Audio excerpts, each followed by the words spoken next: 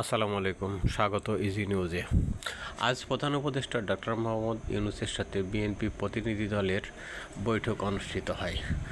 অনুষ্ঠানে 2026 সালের জাতীয় সংসদ নির্বাচন নিয়ে আলোচনা হয়।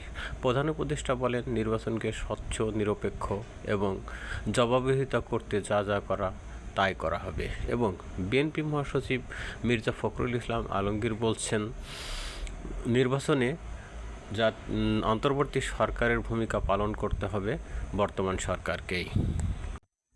আগামী জাতীয় সংসদ নির্বাচনে জাতীয় পার্টি বিরোধী দলের ভূমিকায় যাবে আওয়ামী লীগের পাখার উপর ভর করে, এবং আওয়ামী লীগ বাংলাদেশের একটা বড় রাজনৈতিক দল হিসাবে থাকার কারণে আওয়ামী লীগের প্রায় 20% মানুষ জাতীয় পার্টিকে ভোট দেবেন বলে সবাই ধারণা করতেছে, এবং এর উপরে ভিত্তি করে জাতীয় পার্টি আগামী সংসদ নির্বাচনের বিরোধী দলের ভূমিকা পালন করবে, এটা সবাই বিশ্বাস করছে।